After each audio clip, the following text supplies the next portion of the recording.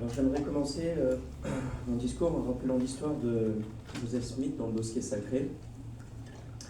Et je cite ses paroles, voilà ce qu'il dit. Après m'être retiré à l'endroit où je m'étais proposé au préalable de me rendre, ayant regardé autour de moi et me voyant seul, je m'agenouillai et me mis à exprimer à Dieu les désirs de mon cœur. À peine avais-je commencé que je fus saisi par une puissance qui me domina entièrement et qui eut sur moi une influence si étonnante que ma langue fut liée, de sorte que je ne pouvais pas parler. Des ténèbres épaisses m'environnèrent et il me sembla un moment que j'étais condamné à une destruction soudaine. Mais comme je luttais de toutes mes forces pour implorer Dieu de me délivrer de la puissance de cet ennemi qui m'avait saisi, et au moment même où j'étais prêt à sombrer dans le désespoir et à m'abandonner à la destruction, non à un anéantissement imaginaire, mais à la puissance d'un être réel du monde invisible qui possédait une puissance étonnante comme je n'en avais encore senti de pareil en aucun être, juste à cet instant de grande alarme, je vis exactement au-dessus de ma tête une colonne de lumière plus brillante que le soleil descendre peu à peu jusqu'à tomber sur moi. À peine était-elle apparue que je me sentis délivré de l'ennemi qui m'enserrait. Quand la lumière se posa sur moi, je vis deux personnages dont l'éclat et la gloire défient toute description et qui se tenaient au-dessus de moi dans les airs. L'un d'eux me parla disant « Joseph, celui-ci est mon fils bien-aimé, écoute-le. » Dans l'Ancien Testament, le Seigneur a enseigné à Moïse cette vérité rassurante. « Je te connais par ton nom. » Dans le jardin d'Éden, il l'a appelé Adam. Devant le tombeau vide, il l'a appelé Marie. Sur le chemin de Damas, il l'a appelé Saul. Et nous venons de lire dans le Bosquet sacré, il l'a appelé Joseph. Chacun par leur nom. Nous sommes tous connus dans les cieux par nos noms. Vous est-il déjà demandé pourquoi nous apprécions et considérons important le fait d'être appelés par notre nom, notre prénom? Il existe selon moi 4 raisons, sûrement non exhaustives. La première, parce qu'on a le sentiment d'exister, le sentiment d'être considéré, le sentiment de compter. Lorsqu'un collègue, un voisin ou une connaissance nous appelle par notre prénom, cela envoie un signal puissant à notre cerveau. Je sais que j'existe, je ne suis pas invisible. A l'inverse, être ignoré ou voir son nom constamment oublié ou écorché crée un sentiment d'insignifiance. Savoir que les autres connaissent notre nom valide notre place dans le monde et dans le groupe. La deuxième raison pour laquelle on aime être appelé par notre prénom, parce que c'est un moyen fort pour briser la distance sociale. Entendre son prénom brise la distance sociale. Cela transforme une interaction banale et anonyme en une relation de personne à personne. On passe du statut d'inconnu interchangeable à celui d'individu unique. La troisième raison pour laquelle on aime être appelé par notre prénom, parce que cela renforce le sentiment d'appartenance. L'être humain a besoin, pour se sentir bien, de faire partie d'une communauté, c'est-à-dire une famille, une entreprise, un club ou un quartier. Savoir que les membres de cette communauté connaissent notre nom est la preuve tangible de notre intégration.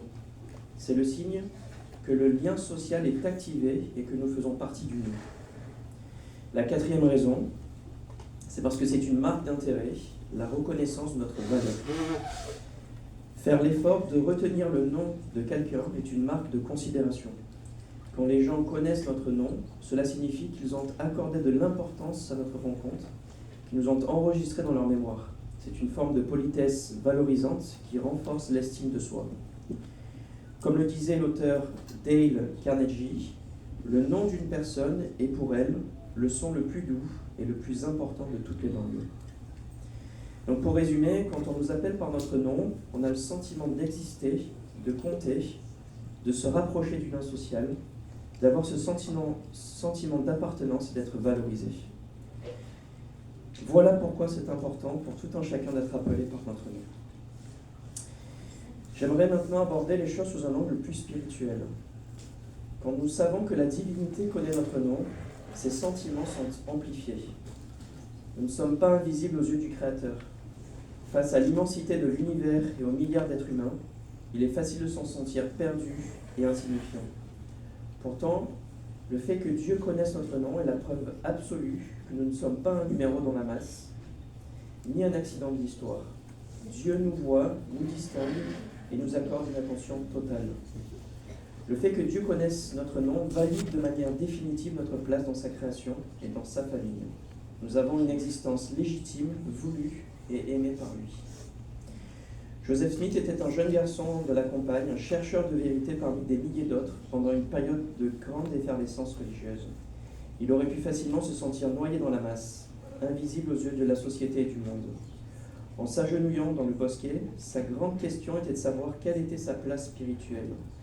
Lorsque Dieu le Père l'appelle par son nom, Joseph, il lui envoie le signal le plus puissant qui soit: tu comptes pour moi, ta vie, tes doutes, tes prières ont de l'importance au plus haut des cieux. Joseph Smith n'était pas un jeune garçon de 14 ans issu d'une famille, n'était qu'un jeune garçon de 14 ans issu d'une famille de fermiers pauvres, vivant dans une région rurale.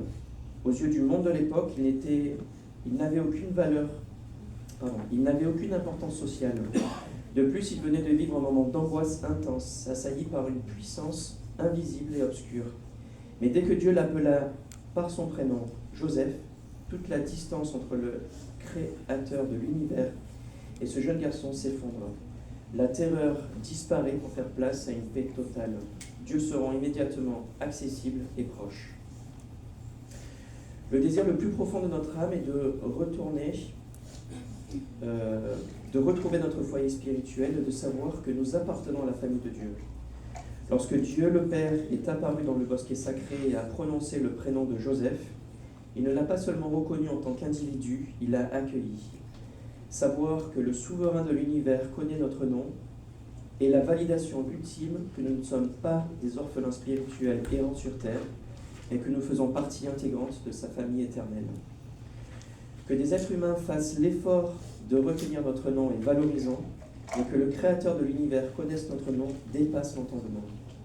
Lorsque Dieu appelle Joseph par son prénom, il lui accorde la plus haute marque de considération possible. Pour un jeune garçon de 14 ans, souvent méprisé ou ignoré par les adultes de sa communauté à cause de sa condition modeste, entendre la voix de Dieu prononcer son nom a été la preuve absolue de sa valeur infinie aux yeux du ciel. Cela nous rappelle la doctrine des Écritures, dans Doctrine et Alliance 18.10, « Souvenez-vous que les âmes ont une grande valeur aux yeux de Dieu. » Alors la question que j'aimerais nous poser est la suivante. Dans la condition mortelle, qu'est-ce que cela doit changer dans notre manière de vivre, de savoir que Dieu le Père et son Fils Jésus-Christ nous connaissent personnellement? Alors d'abord, premier point, nous vivons avec une conscience absolue de notre nature, de notre potentiel divin. Nous cessons de chercher la validation du monde. Nous comprenons que nous sommes littéralement les enfants d'un Père céleste avec des gènes divins. Savoir qu'il connaît notre nom nous donne une estime de soi-même, une estime de soi divine. Nous avançons chaque jour en sachant que notre valeur est infinie à ses yeux, ce qui change notre posture, notre dignité, notre confiance face aux défis de la vie. Deuxième point, notre façon de prier devient une conversation intime. Nos prières ne sont plus des rituels mécaniques ou des répétitions de mots creux. Nous prions avec la certitude que de l'autre côté du voile, un Père et un Sauveur écoutent avec une attention totale, comme si nous étions la seule personne au monde à ce moment-là. Nous apprenons à leur parler avec un cœur grand ouvert, à leur confier nos peines réelles, nos joies, sachant qu'ils nous comprennent parfaitement. Troisième point, nous affrontons l'adversité et la solitude avec un courage renouvelé. Lorsque les épreuves de la mortalité surviennent, la maladie, le deuil, le doute, la solitude, nous nous souvenons que nous ne sommes jamais invisibles dans le ciel. Même si personne sur terre ne semble remarquer notre souffrance, le Sauveur qui a pris sur lui nos douleurs, de manière parfaitement individualisée lors de l'expiation, sait exactement ce que nous traversons. Cette certitude chasse le désespoir et nous donne la force de persévérer jusqu'au bout. Quatrième point, nous changeons notre regard sur les autres. Nous devenons les mains du Sauveur sur la terre à travers, entre autres, le service pastoral. Nous ne pouvons plus regarder notre prochain comme un inconnu interchangeable. Nous nous efforçons de voir les autres comme Dieu les voit. Nous faisons l'effort d'apprendre leur prénom, de comprendre leur histoire et de les faire se sentir aimés et intégrés. Nous cherchons activement à secourir l'âme unique qui s'égare. Et enfin, 5e point, nous contractons et respectons les alliances avec joie. Nous comprenons que les alliances que nous contractons avec Dieu ne sont pas un contrat collectif, mais un engagement personnel de personne à personne. Savoir que Jésus-Christ nous connaît nous pousse à vouloir honorer ses ordonnances par amour et gratitude, et non par contrainte ou par sens du devoir religieux. Nous voulons conformer notre vie à ses commandements parce que nous savons que c'est offert personnellement pour nous. Pour conclure, savoir que Dieu le Père et Jésus-Christ le connaissent par notre nom transforme la condition mortelle. Cela change une existence qui pourrait sembler anonyme et insignifiante en un voyage sacré, délibéré et profondément aimé. Cela nous donne une ancre spirituelle inébranlable, la certitude absolue que nous appartenons à la famille de Dieu, que nous avons de la valeur et que nous marchons chaque jour sous son regard bienveillant. Je témoigne de ces choses et je sais que toutes ces choses sont vraies. Je sais que Dieu nous aime, nous connaît individuellement, nous connaît à chacun d'entre nous. Je sais au plus profond de moi et je partage ces choses au nom de Jésus-Christ. Amen.